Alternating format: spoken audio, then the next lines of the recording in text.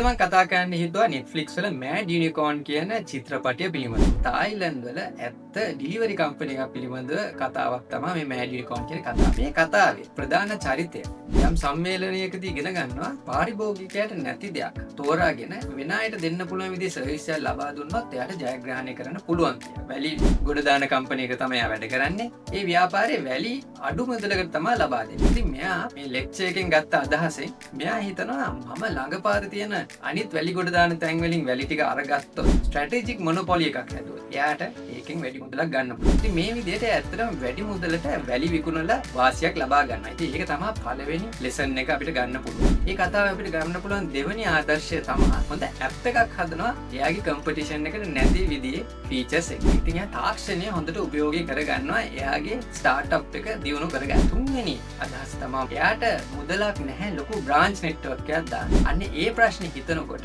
මෙයා කියනවා door to door service. ඒක මෙයාගේ ස්ට්‍රැටජික් ඇඩ්වාන්ටේජ් එක වෙනවා. අවසාන වශයෙන් යම් තරඟකාරීත්වයත් එක්ක එන බාධක හමුවේ මෙයා බලනවා කොහොමද එයා අවසානයේ පාරිභෝගිකයට අවශ්‍ය දේ ලබා දෙන්නේ. එක් අවස්ථාවකදී තීරණයක් ගන්නවා ප්ලේන් එකක් මාර්ගයෙන් එයා කාගෝ කරලා ෂිප්මන්ට් එක යවන්න. මේ වගේ අදහස් කීපයක්ම අපිට මේ චිත්‍රපටයෙන් ලබා ගන්න පුළුවන්. මේ අදහස් එක්ක ඔබට ඔබගේ බිස්නස් එක දියුණු කරන්න පුළුවන් දේවල් හිතලා බලන්න.